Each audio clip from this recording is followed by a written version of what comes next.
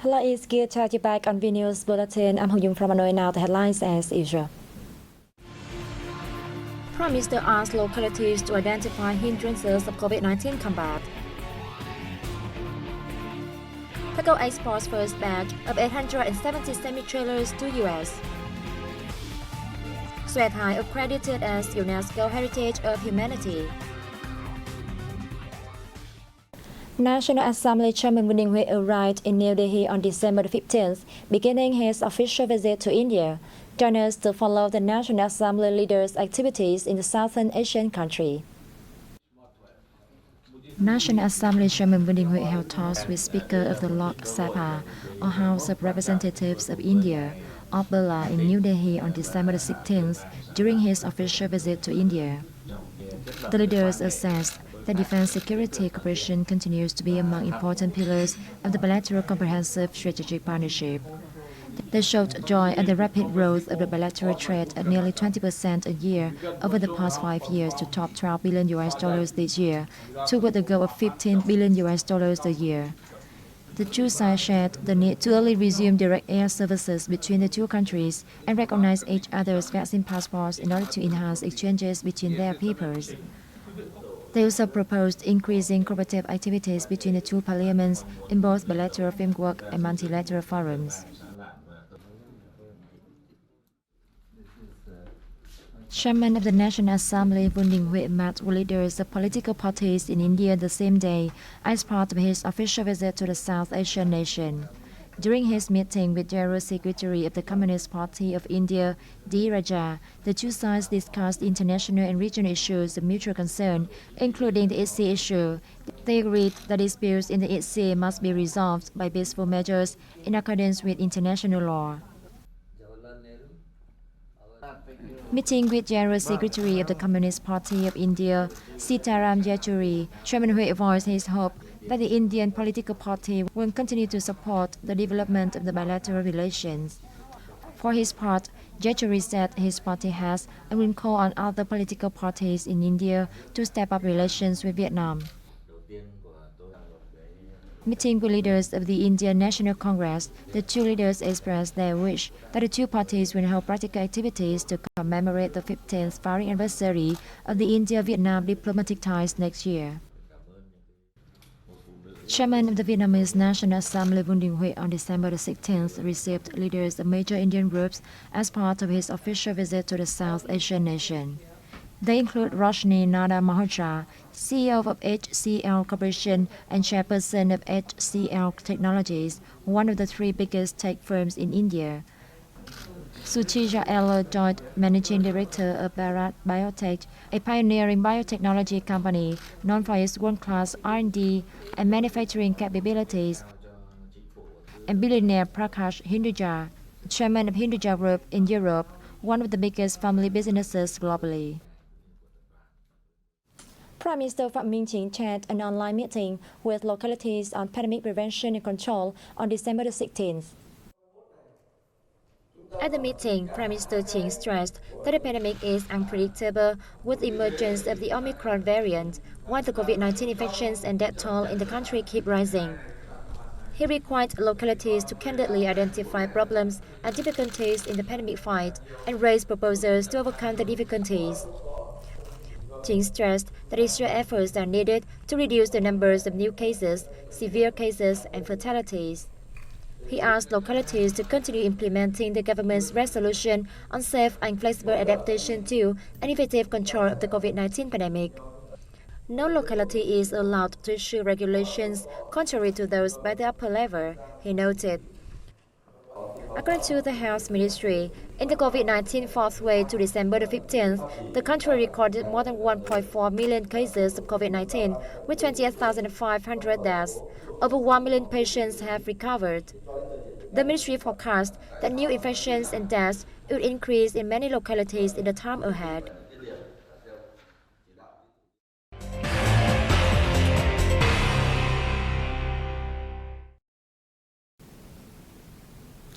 Vietnam's economic conditions continue to improve, with both industrial production and retail sales registers a third month of growth, said World Bank in December edition of its Vietnam macro monitoring.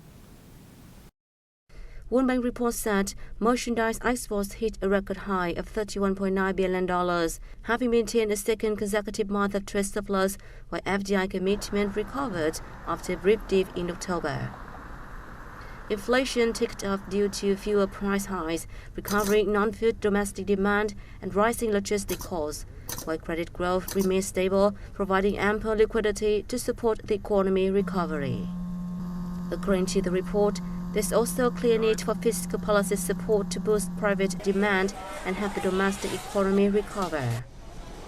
Providing financial assistance to impacted workers and households would be an essential avenue to achieve this objective.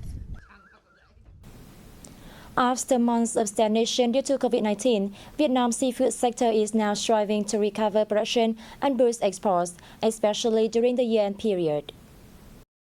More than 43,000 fishing vessels were unable to head out to sea in the third quarter of this year due to COVID-19, especially in southern and central localities. The pandemic has also had an enormous impact on production chains, resulting in a fall of up to 20% compared to the same period last year.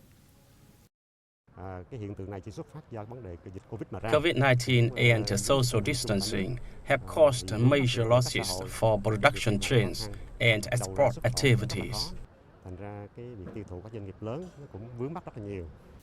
Many seafood processing and exporting enterprises have actively applied measures to stabilize material supplies, organize safe production, and prevent the pandemic from spreading at plants.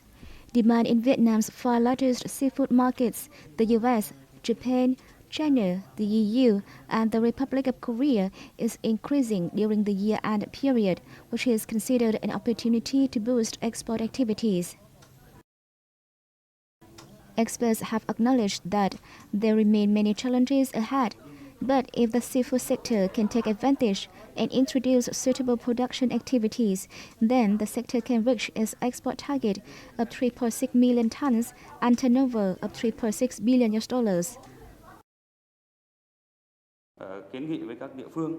Firstly, we should intensify market forecast to make appropriate adjustments.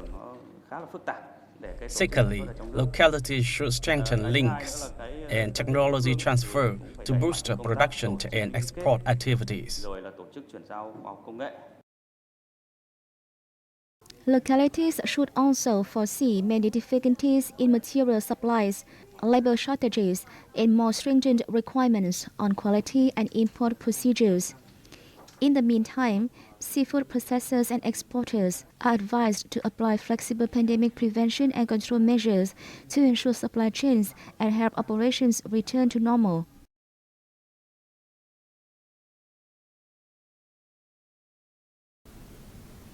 Shanghai Auto Corporation, known as TACO, held a ceremony on December 15th in the central province of Quảng Ngãi, marking the export of the first 870 semi-trailers to the U.S.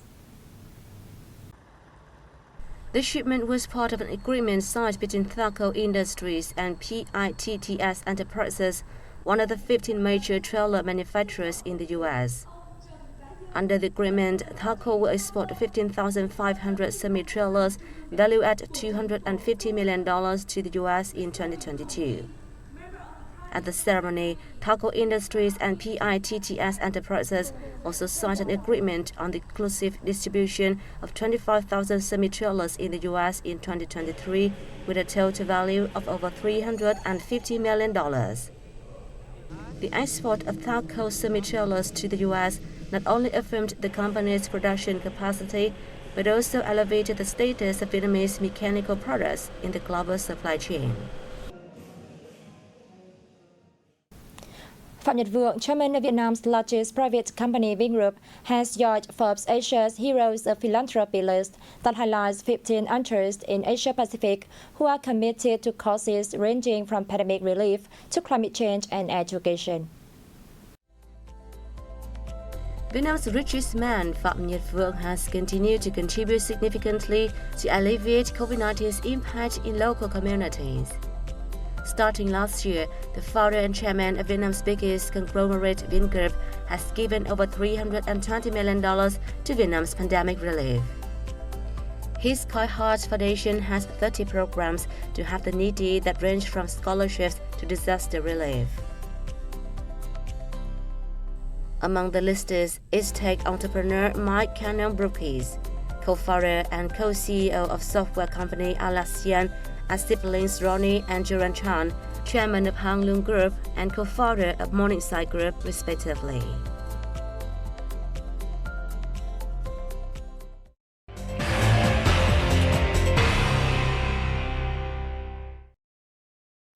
The art of Sway dance of the Thai ethnic people in Vietnam was listed as an intangible cultural heritage of humanity at the 16th session of UNESCO's Intergovernmental Committee for the Safeguarding of Intangible Cultural Heritage, which is taking place from December 13 to 18. According to UNESCO's Intergovernmental Committee, the art form meets all 5 criteria set by UNESCO. The accreditation is a source of pride for the ethnic Thai community in particular and Vietnam in general. It affirms the appreciation of the international community towards Vietnamese heritage and promotes Vietnam's cultural values and the image of its people and landscapes.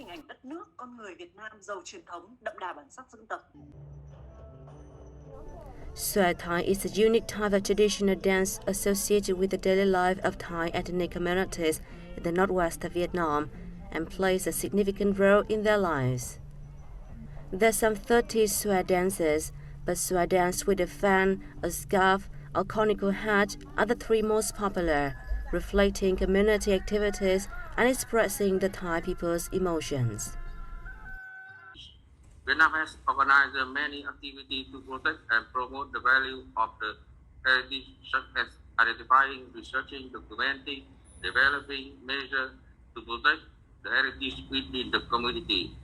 The President of Vietnam awarded National Non-Honorary Child for a vision practicing the heritage. Our community has more correct and realistic perception around arousing pride and responsibility to safeguard and promote national cultural tradition. Xoay Thai is Vietnam's 14th intangible cultural heritage recognized by UNESCO and the 5th to secure recognition from the body this year.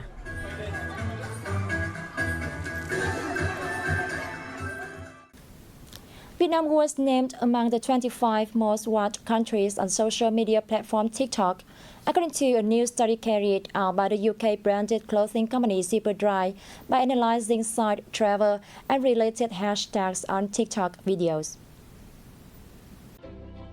Vietnam ranks 6th on the list of the 25 most watched countries on TikTok with 107 million views. Japan topped the list with 461.2 million views. Russia came 2nd, and Mexico is the 3rd most viewed country. 9 Asian countries made it into the top 25. China came 5th, followed by Vietnam, Thailand, and Indonesia. Meanwhile,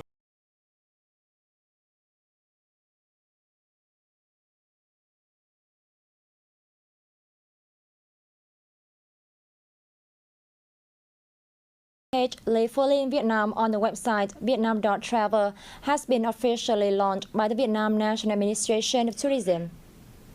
With introducing the new slogan of Vietnamese tourism, Vietnam Timeless Charm. The page will provide visitors with information on Vietnam's tourism and images on the magical beauty of Vietnam's nature, culture, and people via the video Live Fully in Vietnam. It also provides visitors with a lot of information and suggestions related to culture, cuisine, health, and beach resort. From the end of November 2021, Vietnam has welcomed back the first international tourists back to Vietnam after nearly 2 years of being frozen due to the COVID-19 pandemic. And that has wrapped up our news bulletin. Thank you for watching and see you next time.